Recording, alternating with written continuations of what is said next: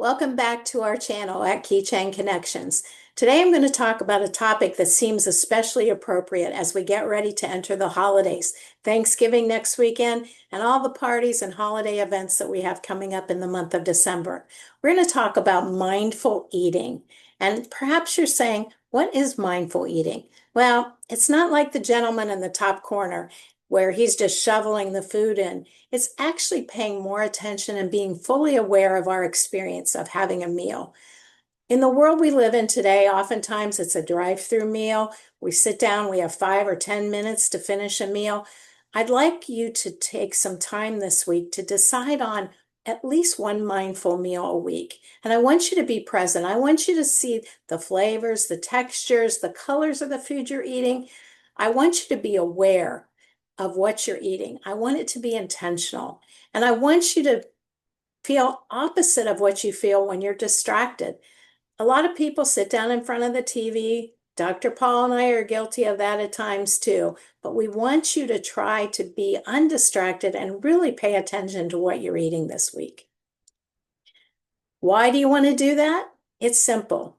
When you use mindful eating techniques, you enhance the communication between your brain and your stomach. You regulate your hunger hormones. If you're paying attention, you're not as likely to overeat, and you'll recognize when you're full. You're not going to do emotional or binge eating. It's so easy if you're sitting in front of the television to have an entire bag of potato chips and not even realize it. So try to pay attention. And the last thing, and probably the most important, is mindful eating supports better digestion if we slow down and pay attention. So again, we've got lots of physical benefits listed here. We've got some emotional and mental benefits. I think you'll be better satisfied with your meals. You're not going to tend to overeat, so you're not going to feel the guilt and stress that you might eat when you eat that whole bag of potato chips. You're going to improve your digestion. Hopefully, you'll make healthier choices. You'll remember that 9-inch plate that Dr. Paul has highlighted several times, where you've got carbs and protein on one side, on one half, and vegetables and fruit on the other. Pay attention.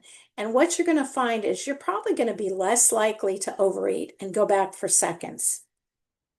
There are 5 practical strategies to start mindful eating if you've not been accustomed to that in the past. The first one is pause and breathe. When that plate goes in front of you, you don't have to start shoveling the food in immediately. Just pause and breathe. And if you like to pray before your meal, this is a great time to do that and be thankful for the things that have been provided for you.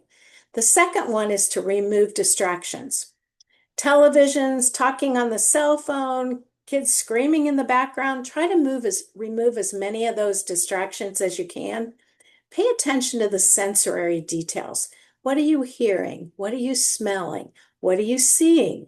Chew more slowly, and a good thing that can help you chew more slowly, tongue-tied there, is to set the utensils down between bites. So put that fork and spoon beside you and then pick it up again when you're ready for the next bite. If you can do those 5 things, you're going to be on your way to mindful eating. I discovered something as I was researching this topic, and it was something called the raisin meditation. I thought, well, that sounds pretty interesting. I like raisins. And so I thought, well, I'm going to pay attention to what this is. And all it is really to be observant and aware of what you're eating. So first you observe the appearance. What does it look like?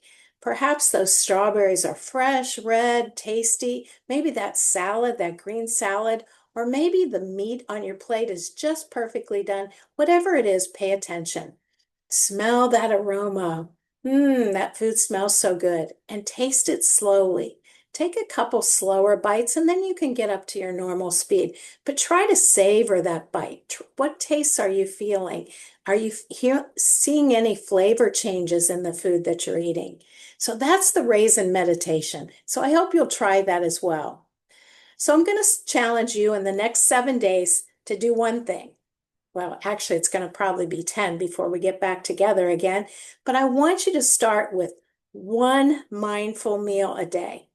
You don't have to change your entire schedule, but perhaps dinner is the best time for you because maybe you have more time, or maybe it's a meal that you sit around as a family. Use one meal and be mindful and pay attention to everything I just mentioned.